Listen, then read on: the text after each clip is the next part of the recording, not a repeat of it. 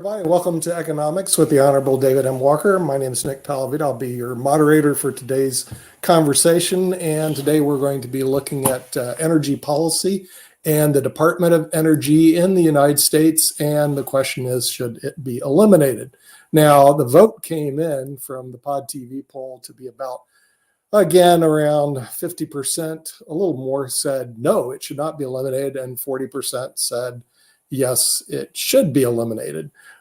So what is it with eliminating these departments? Okay, it's more or less a justification for why we are spending all this money on these government institutions that are out there, and these agencies, basically giving them discretion.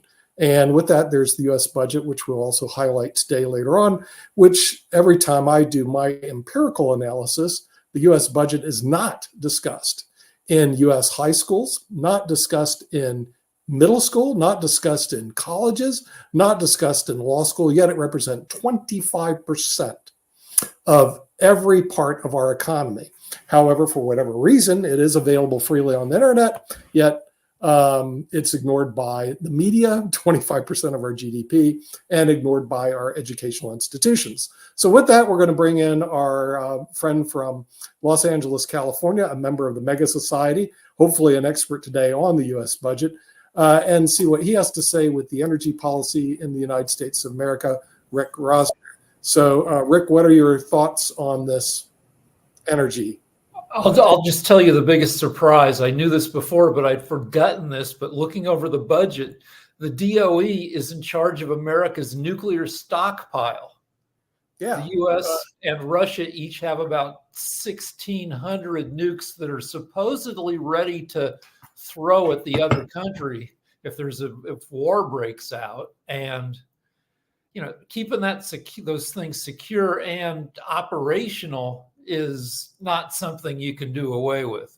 I remember a few years ago, there was that story about how at some missile silos, there was a specialized wrench, and there was only one for the whole country, and they had to keep FedExing the wrench from silo to silo. Yeah, but it's interesting how the budget will cover things that have nothing to do with the department. And with that, we're going to bring in our SME, otherwise known as subject matter expert in the area, who had to spend a lot of time with the budget that none of the rest of the country other than the U.S. Navy knows anything about. We're going to bring in the Honorable David M. Walker, the former Comptroller General of the United States. As we bathe in a sea of ignorance when it comes to the U.S. budget, we need to see a river of knowledge. David, welcome to your show. I don't know why the budget is not discussed in elementary school, middle school, high school, colleges, MBA schools. I went to all those, law schools, masters in tax programs, and frankly, not on the media at all. And so I'm just going like 25% of our GDP, and we're just not going to talk about it. So we're talking about the Department of Energy. The reason I want to eliminate these departments is because I'm going, you need to, rather than just saying, hey, we have a job, we want to justify our jobs, we're creating huge amounts of debt. And the American public is totally unaware of what these people do. And are they even worth having? So what are your thoughts about the Department of Energy? Well, first, the Department of Energy has an annual budget of about $32 billion. They have about 14,000 employees. But interestingly, in addition to their 14,000 employees, they have about 95,000 additional contractor employees, which shows you that when you get the data of the federal government as to the size of the federal workforce, it's grossly understated because it doesn't count contractor employees, who in the case of the Department of Energy is a perfect example. You have,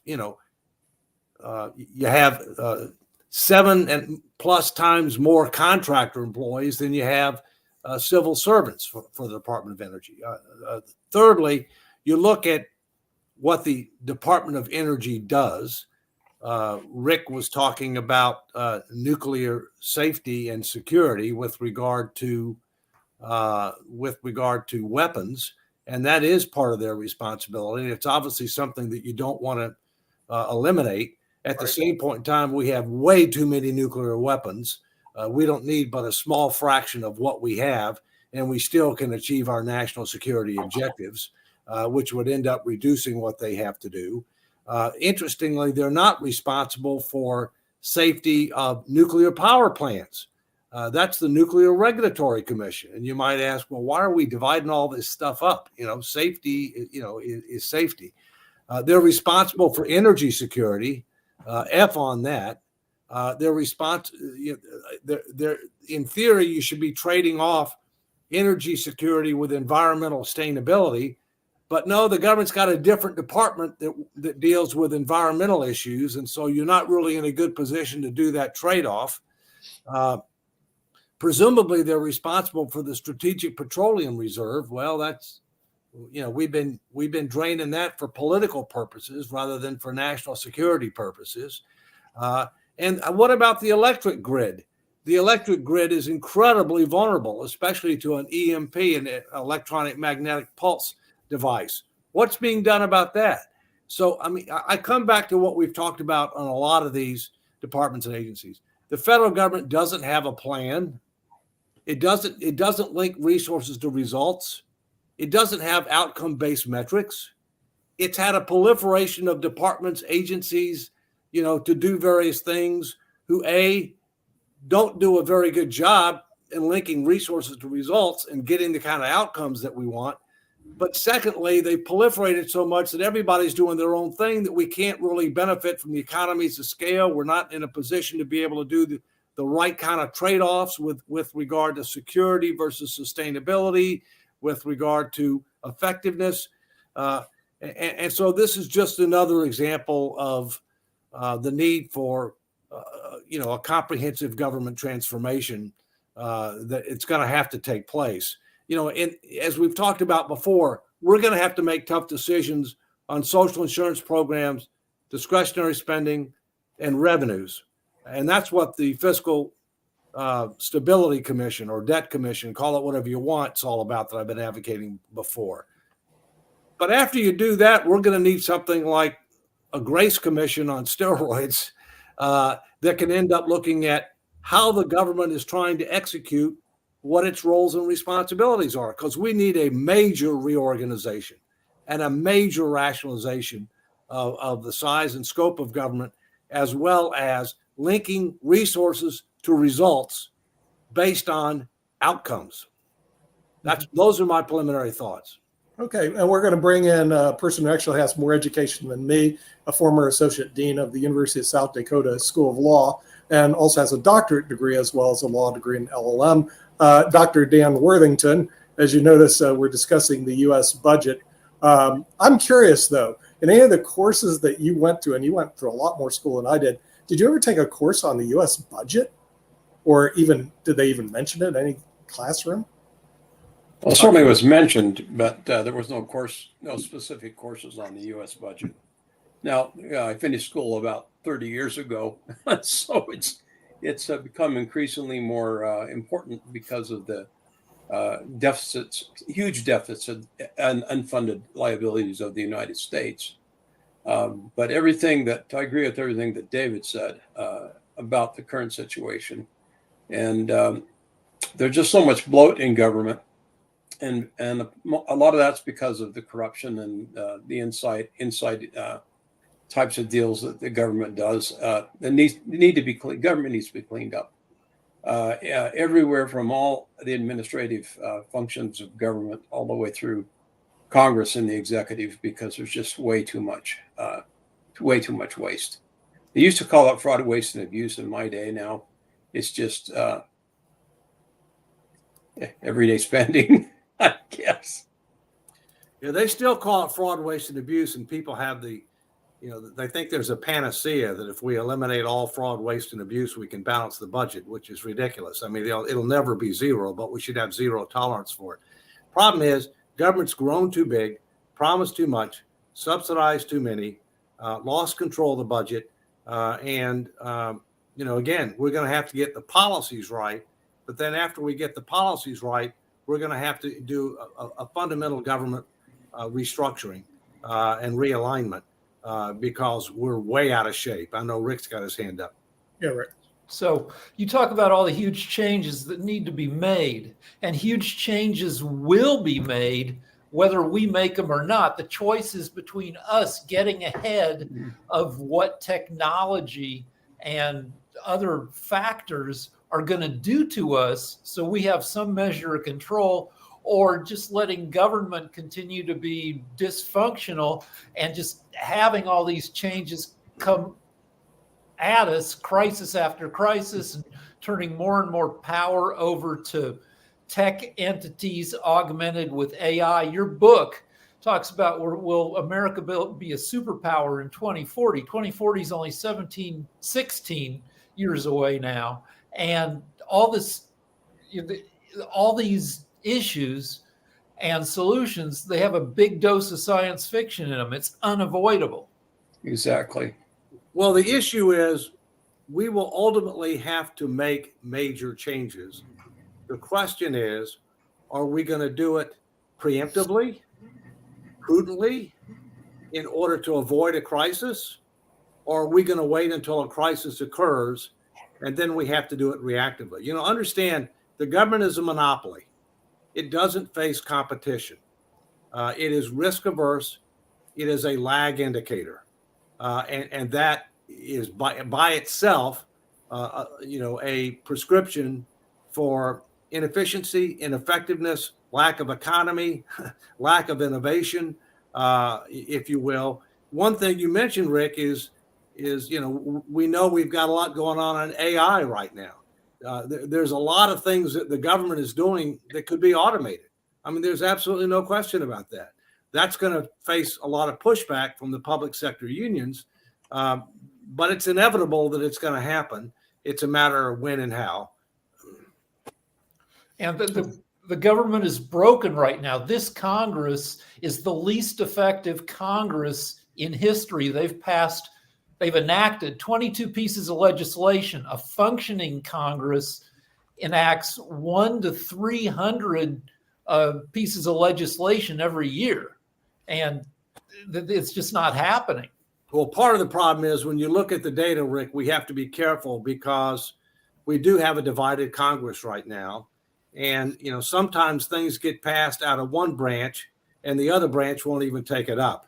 And so it's important that when we're looking at the stats, that we look at them individually and collectively. In other words, one house can be much more effective than the other. But in the aggregate, we don't get anything done unless they end up passing both houses to get a presidential signature or override a presidential veto.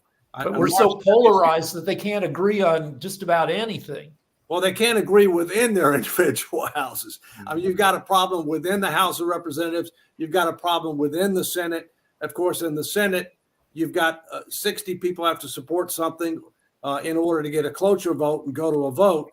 Unless it's on budget reconciliation and, in which it's a simple majority. And by the way, a lot of the things that we talk about, especially when you're talking about fiscal matters, tax and spending, all those things can go on budget reconciliation. So they can't be filibustered. If they have, if they have the vision, the leadership and commitment, they can put a lot of the things that we talk about on budget reconciliation and avoid a filibuster. Right. Hey, Dave, really quickly and everything, your military background and all the stuff that you've done in that space. I had read an interesting article which talked about Homeland Security and some of the things that could be impacted by the government shutdown. And one of those programs apparently is responsible for detecting nuclear, biological, and chemical weapons. But the other one actually deals with drones. And I know y'all were talking about AI and everything. And there are a lot of drones that are flying illegally in the United States. And apparently one of those departments that might not be as effective or have the money to deal with that should these budget cuts not take place and should that happen. So as one that's in the military complex and has been in the military complex for a number of years, I was just wondering your thoughts on that, because I can tell you there are a lot of people that fly drones, whether it's flying them in events, whether it's flying them in a number of places. But yeah, drone flights are very popular these days, and it seems like everybody and their mother's got a drone, but apparently we won't be able to tighten the security around those drones should this department be cut out. Well, first, for the record, I haven't served in uniform. I have served over 20 years in the public sector, including as Comptroller General of the United States, including as professor at the Naval Academy and on the Defense Business Board, which I'm still on. But I haven't served in uniform, so I don't want people to think that I have. Although I'd hope to do it for my career, because that appointments to both the Naval and Military and Air Force academies couldn't go because of my left ear. Secondly, Mark, these people who cry they don't have enough money, I don't have a lot of sympathy for that because we're spending too much money right now. Now, obviously, there are differences. Some departments do a better job than others. Some are more deserving than others.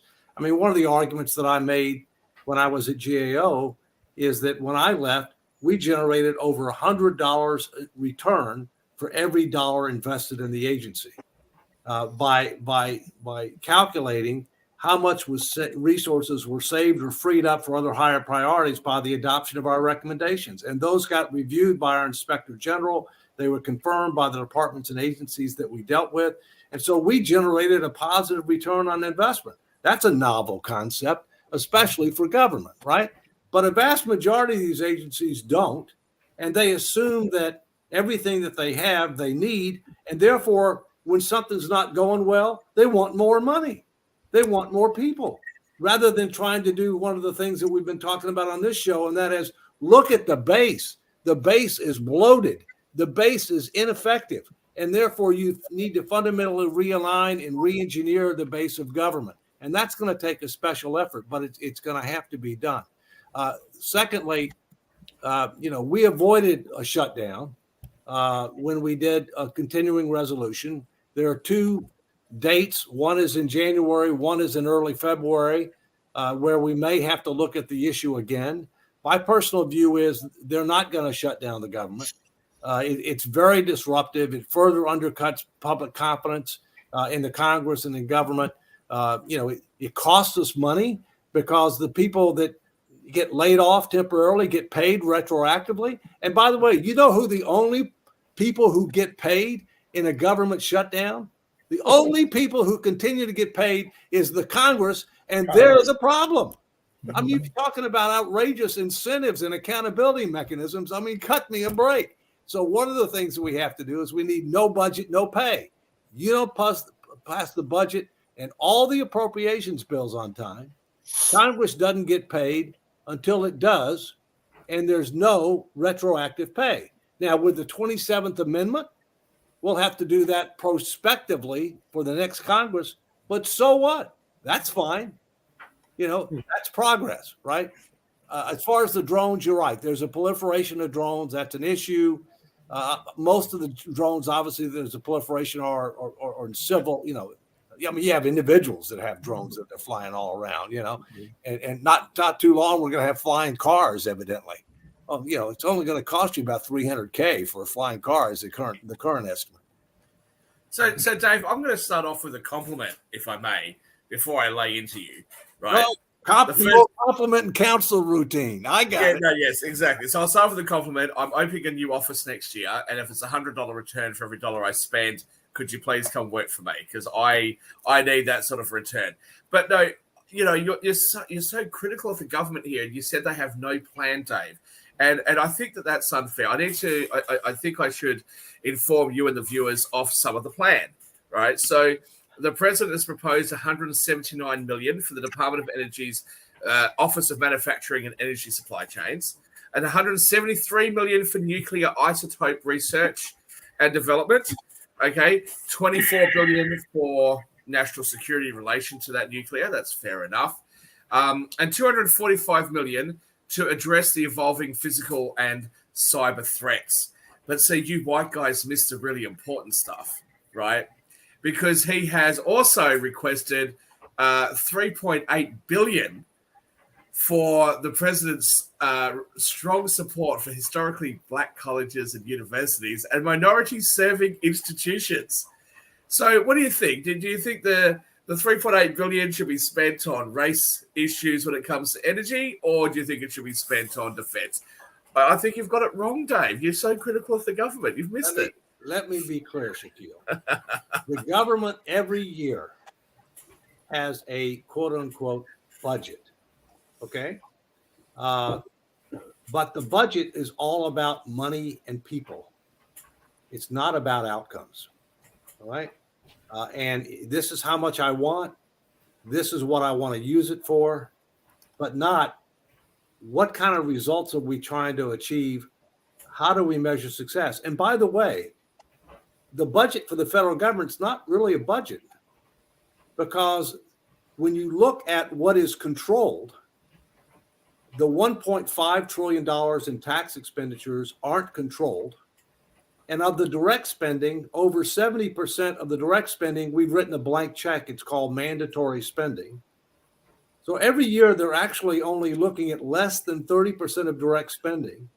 And when you combine direct spending with indirect spending, which is tax expenditures, the government controls less than 10% of annual expenditures. And that's called a budget. But my bigger point is they're not linking it to what are we trying to achieve and how do we measure success? What's working? What's not working? What should we kill? What should we cut? What should we increase? What should we start? You know, that's the kind of approach that we need to take, especially given how far out of whack. But I appreciate your points. My point there, really, while I was being facetious, but my point I there know really you are. I know that the politicians would seek to distract us on cultural issues rather than addressing the really important issues that actually matter. And a lot of the time, it's because if you try to sit down with the everyday person and discuss some of the issues that we've brought up here, they're not going to understand it. They can understand other things. Just like we've been saying now, I think, Dave, you and I have been on the shows now for a couple of years, and we've been talking about what happens when the interest rate goes up from 0% to 5%. Now it's at 5%. You've got $33 trillion in debt. That's $1.65 trillion in interest payments. So that's directly affecting the amount of money that the government can spend on things that are actually important to Americans. And this is the disgrace of it. If you were married to somebody who overspent their budget the way the US government did, you'd want a divorce, right? If there was a monopoly that acted the way the US government does, you would rebel against the monopoly. But yet we're stuck with this, and it's terrible. It's not just the United States; it's most other Western countries, including the 2 countries that I'm a citizen of, and the 4 countries that I live in. It's a disgrace, and I think we all need to start standing up and saying, you know what, enough is enough. We're the people, you represent us.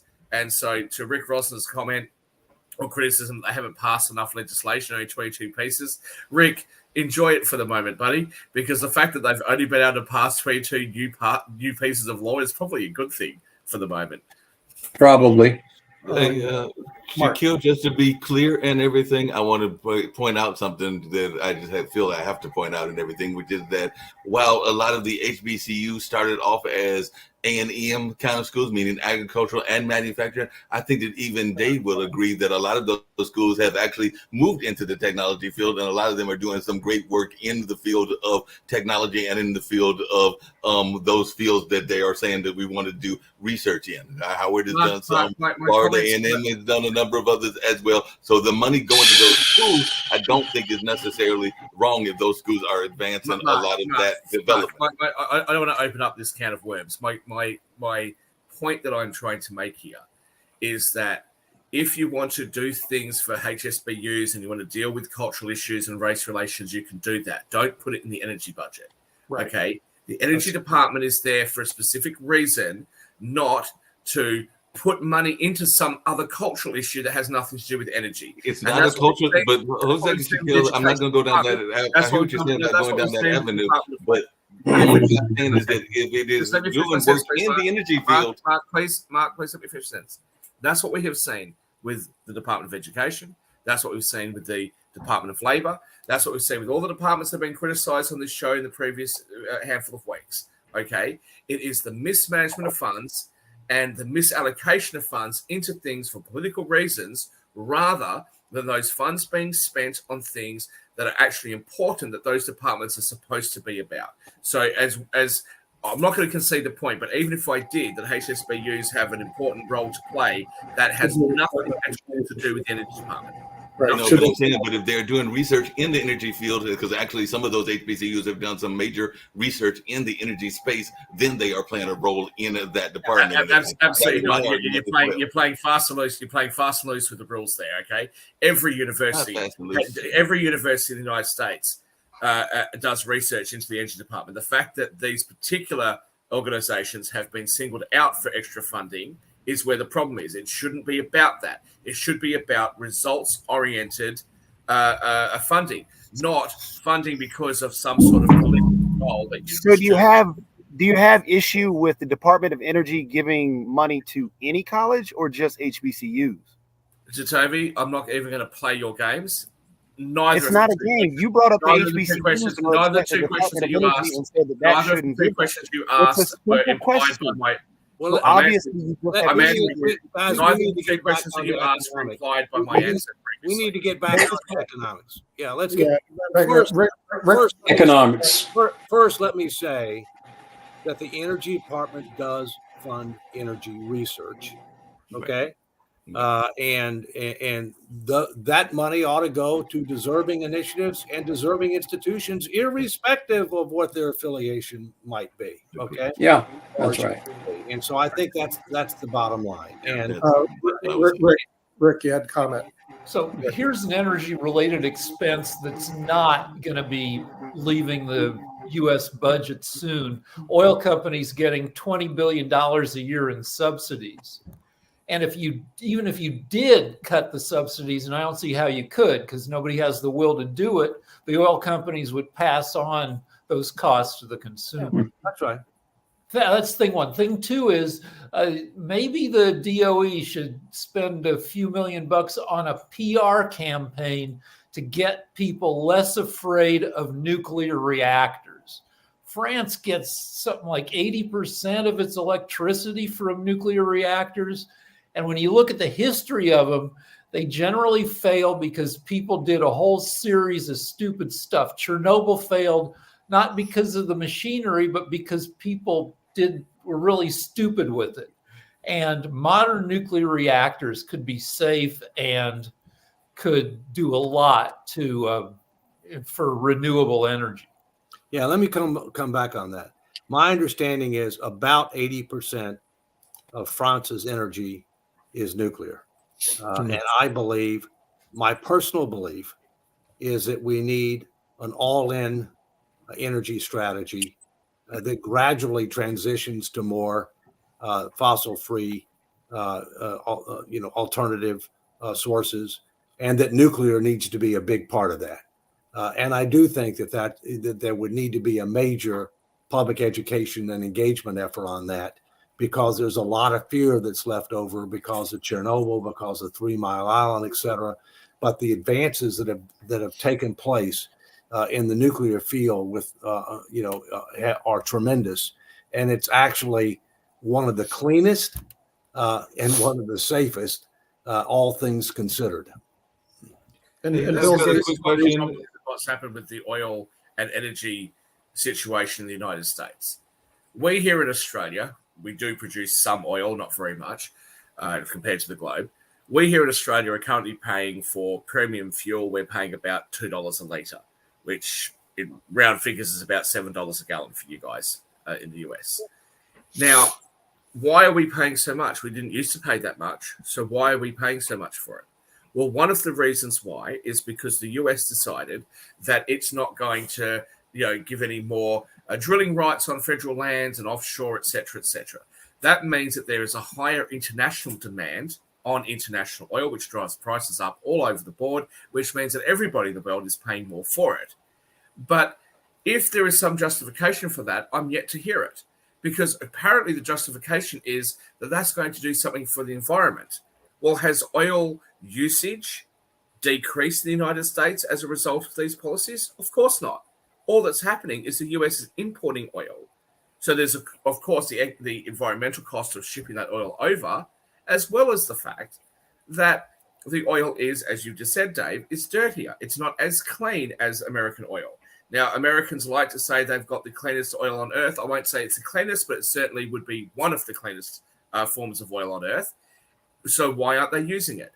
and then you go and sell your strategic reserve, some of which went to China. It's not just the United States that's affected, it's the rest of the Western world and your allies and the rest of the world in general that are affected by bad policy from the leadership of the free world. The U.S. is producing more oil now than it ever has before. 2022 was a record. 2023 is a new record. And 2024 is expected to set yet another record. Biden kind of went back on his, campaign promises and is letting America produce a ton of energy, fossil fuel energy. Well, we got to be careful here, okay? Because it's easy to manipulate these statistics. Okay. The current administration is clearly anti-fossil fuels, okay? It's one thing to produce more from the wells that you already have. It's another thing to not allow additional wells and additional exploration. That's where the policy has really changed, okay? The bottom line is that we were energy independent in 2021. We are no longer energy independent. Yes, we may be producing more oil, but demand for oil around the world has increased, including in the United States. And it is a global market. There's no question about it. But what we do or what we fail to do has an impact on global prices, which is what Shaquille is saying. The other thing is that right now, there are many people who believe, including me, that we need to send a more effective signal to Iran, given their support of terrorism in the Middle East and around the world. And that might include doing something with regard to their oil infrastructure. But the reason that nothing has been done on that, in my view, is not only because of weakness from the administration, because they're concerned about what that would do to global oil prices. And believe it or not, 2024 is an election. And believe it or not, politicians tend to think about, well, what are the impacts of certain things going to be on my popularity and my electability in November of 2024? So just a few thoughts. With respect, I think Rick's hand respect, up the longest, I think. Yeah. I think Jatovi's up. And Jacoby's up. Well, whatever. You do it, Nick. Right. You moderate. Hey, Jatovi. Oh, I thought it was Rick and then Shaq and then No, me. I went. I'll go around again. Okay, I was just going to ask because, I don't know, because Dave, you had just brought up in terms of what we would do in sending a message to Iran and their oil reserves. I don't know what that exactly would mean and how we would go about doing that. And then also in terms of the global demand skyrocketing, and that's going to be a constant for a while until we get off of the oil itself. I do agree with your approach about we need to get off of fossil fuels. And I don't know if that's, the same thing as what they're trying to do now in terms of moving towards less fossil fuels. But I agree with that approach is that's what we need to do. We have to get off of fossil fuels because the oil market, we can't continue to hook our wagon to oil. But again, I my curiosity was when you had stated that I got thrown and when you had stated sending a message. What do you mean we would send I'd be happy to answer that. Two things. It's going to take a lot longer to get off of fossil fuels than this administration is proposing. It's going to take a lot longer to go to EV vehicles than this administration is proposing. You've got to be a lot more realistic than they're being. Okay. So it's, yes, climate change is real. Yes, man has something to do with climate change. Yes, fossil fuels, are not as clean as other alternatives, and we need to be moving. But we have to have an all-in strategy and a more realistic transition. With regard to Iran, there are things that you can do either through cyber, if you want to avoid kinetic, or through kinetic actions to get their attention. The fact is that the only thing that Iran respects, and most authoritarian regimes expect force. And the only thing that's going to get their attention is you hit them in the pocketbook, and that's economics. All right. If we end up continuing to hit munition supply warehouses for their proxies in the middle of nowhere, that's not going to get their attention because it doesn't hit them where it hurts. When we took out the head of their Revolutionary Guard, that got their attention. Okay, and so we have to recognize reality. Iran is the player who is funding and supporting all this instability in the Middle East. So I'd like to say a couple of things. One, with respect, Rick, yes, you're correct that the US is currently producing more oil than it has previously. But to me, that statement doesn't really matter too much because it's the same as saying when one person says we don't have enough young people being born, we have a very distressed marriage rate and a very low birth rate. And if the counter to that is yes, but we actually have more children today alive than we ever have had before, that's not really a counter to it. Yes, we do, but the issue still exists. I just want to come to Ikea, one thing real quick on this. Putin's made a strong pitch just within the last 2 weeks that he wants women to have more kids because they have to feed them. He wants to. His target is 8. Oh God! I mean, no. And what do you think about that? But of course, he would. Look, I've just been in Africa, as you know, several times this year. And they have big families and they're very family-oriented people, and they generally are quite conservative in their viewpoints. We are falling behind, but that's a different debate. I just want to come back to you though, Dave, and I'm not actually being facetious now, having a crack at you. I just want to bring up something that you and I discussed on a previous show that I've discussed on many other shows, which is the idea of nation building and the idea of us intervening in other countries. Now, we've already got sanctions on Iran. A friend of mine showed me some pictures of Iran back in the 60s and 70s. It looks gorgeous. Looks like the kind of place you'd want to go for a holiday. It looks absolutely brilliant. Okay, the girls in the 70s and things like that. But what you're talking about now is taking more action against Iran, but yet you're not too keen on the US government and its allies spending money on military action and that sort of thing. Sanctions clearly haven't worked, and that's why I will come back to. I believe that there has to be a line in the sand. And there has to be a point where we are prepared to spend our money and risk our lives to fight for what we believe in. And I will stand by what I have said on many, many shows the last few years. Unfortunately, freedom and peace is not bought with diplomacy. Freedom and peace is bought with blood and violence. It's a horrible reality, but it is a reality nonetheless. And I think that we in the West have to be prepared to use those methods in order to make the world a better place. Jatovi. I have to completely disagree with blood and violence leads to peace. Blood and violence lets everybody know that doesn't work. It only leads to more people wanting to create vengeful acts against the individual that just attacked them. So it's the old saying, hatred begets more hatred, war begets more war, death begets more death. It all leads up. So diplomacy is huge, and diplomacy should always be at the forefront.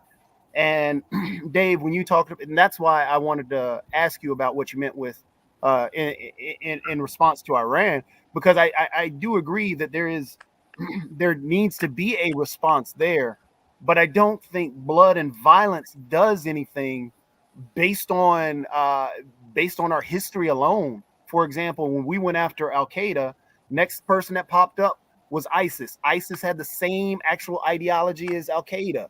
And then you had all these other you can look at local gangs, for example.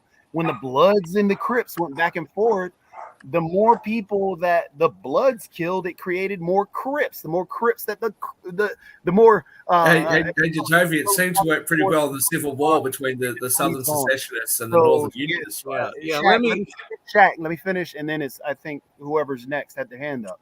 But again, it's Rick and then Dave. Yeah, well, Dave show, so let's go Dave. War just creates more wars. Can I clarify? Okay. Yes. Rick goes next and then Mark. Okay. Let me clarify. I'm a big fan of Teddy Roosevelt. I think he was one of our greatest presidents for lots of different reasons. And one of the things that Teddy Roosevelt said is walk softly, which means diplomacy, but carry a big stick. I totally agree that you want military action to be a last resort. All right. But there's a limit as to how much diplomacy is realistic and will work. When people are attacking your forces intentionally to try to do harm, and when they are doing harm, and they do it over and over and over again, at some point in time, you have to draw a line and say, if you cross this line, you will suffer a consequence. And if economic sanctions aren't working, that consequence has to be real and something that will get their attention and cause them to change their behavior. There are things we can do, cyber, that avoids kinetic action. But at some point in time, you may have to be prepared to do kinetic action on a targeted basis in order for them to get the message and in order to provide stability.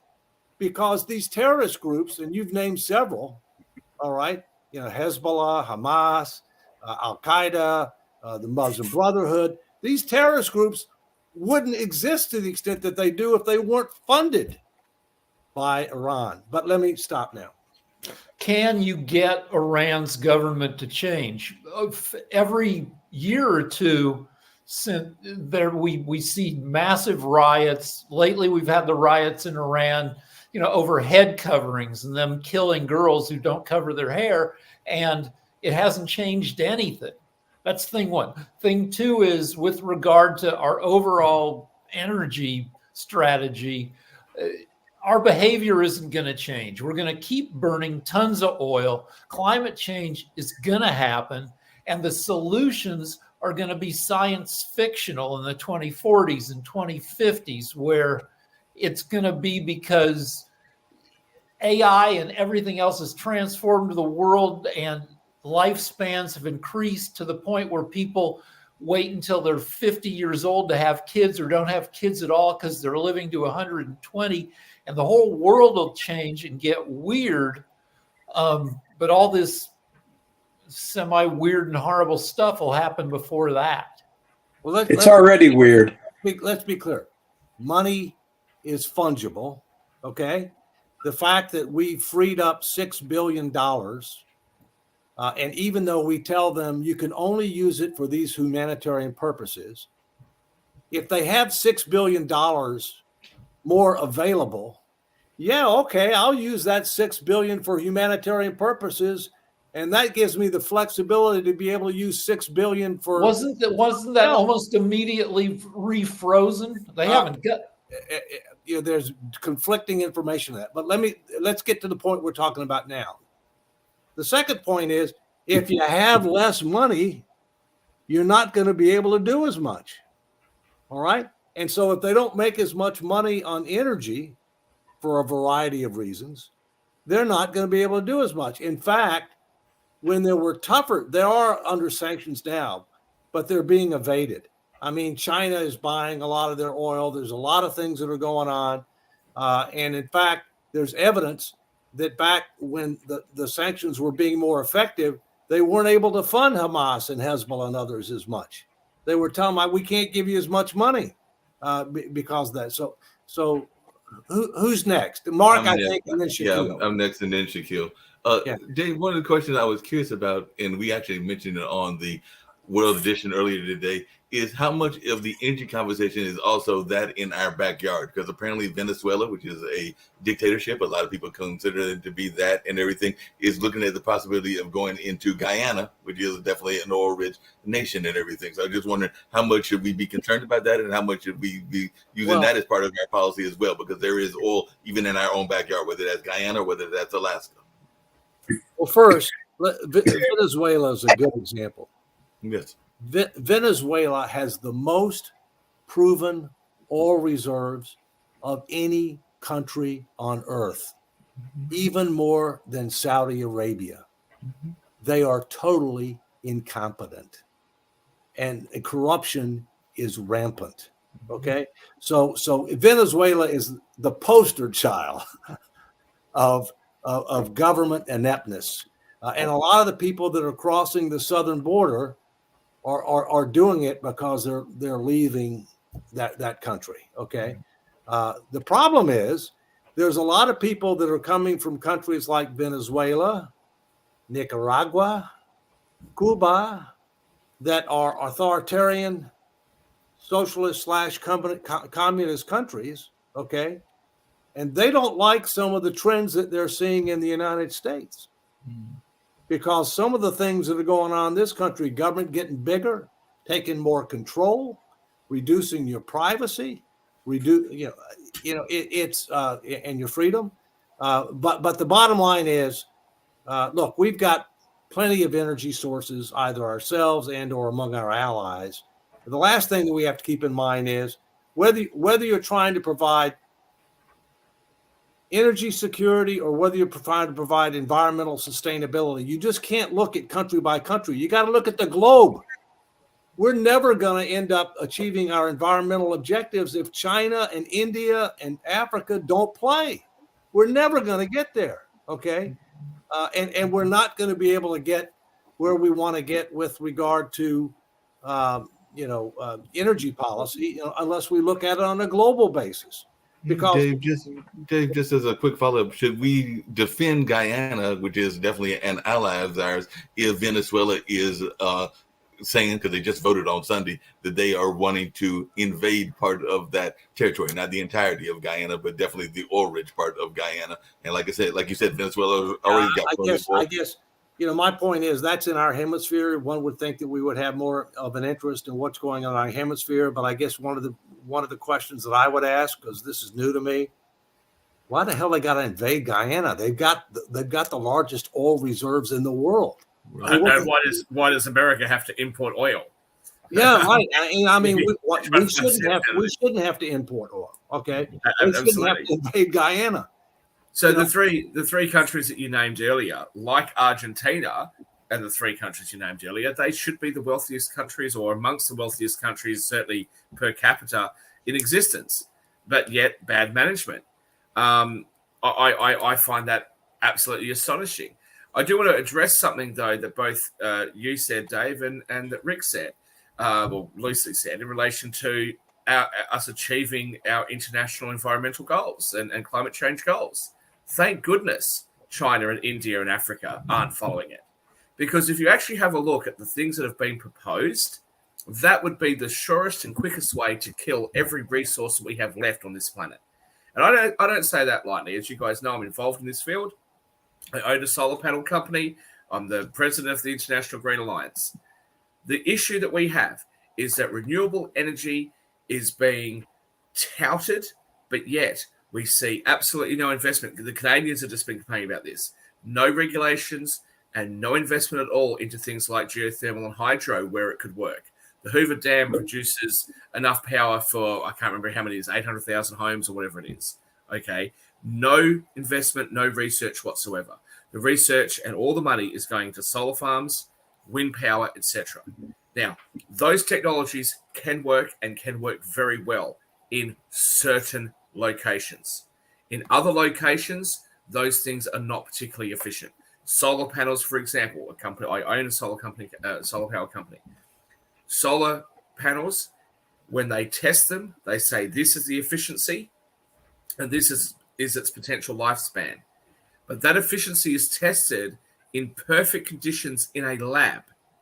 So if you take those solar panels and put them in less ideal conditions, they're not going to perform as well. And oftentimes what we see is that the environmental cost, forget about the economic cost, the environmental cost of producing those panels is not repaid over that panel's expected life. This is something that we see all the time. And it's because of, again, politics and bad government. Rather than us saying solar panels are going to work really great in this location, wind farms are going to work really great in this other location, geothermal is going to be better somewhere else, nuclear is going to be better somewhere else, and hydro is going to be better somewhere else. And we're not doing that. And it's because a lot of that has to do with lobbying. And just last point, because I don't think Jatovi heard me, if it really is true, Jatovi, that violence begets violence. Why aren't the southern states of the United States still rebelling against the Unionists in the North? Why isn't the United Kingdom still rebelling against America after its War of Independence? If violence begets violence.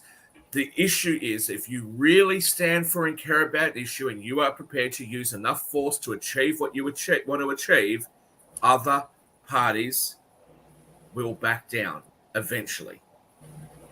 Rick. So 120 years ago, the major environmental problem in America's big cities was horse poop. There were hundreds of thousands of horses walking around. San Francisco and a different kind of poop now, but go ahead. So poop, horse pee, and dead horses just filled the streets. That was 6 inches deep. And they tried all these different solutions, couldn't get ahead of it. And the only thing that made it not a problem was the technology changed and the horses went away, replaced by cars. We're not going to change our behavior. We're going to keep burning fuel, whatever fuel is easiest and cheapest. And it's going to be technology that will change our lifestyles, that we will, as virtual reality in the 2040s, 2050s gets better, we'll spend more time at home. The population will drop because we'll be so involved in our entertainment that we won't, form families. But sadly, the solutions to these problems are not going to be behavioral. They're going to be science fictional when new technology kicks out the old dirty technology. Jacoby. And often, one more thing. Often the new technology looks cleaner, as Dave was saying, but it isn't. Like California got rid of grocery bags, replaced them with cloth bags at the Turns out if you do an analysis, those cloth bags create more pollution and waste than the plastic bags did. Yeah, in California also got rid of common sense, so Yeah, it's Toby's term to answer and everything. I also want him to introduce our new family member, the lovely dog. I was referring to the poop map in San Francisco that was unveiled last week. Go ahead, Jacoby. Just really quickly, I think Rick is honestly on the where the solution is, because it has to deal with technology, and where, Dave, you started out with the investment in education, because we can create these giant leaps and bounds in technology based on education. And that's where I think we can start to corner in. And I disagree that we have to do the whataboutism. Well, what if China's not focused on global warming? We shouldn't, I think. And I don't want to put words in your mouth. I don't think that's what you're saying, but I think we have to focus on it. And that's where we can be that leader on that area.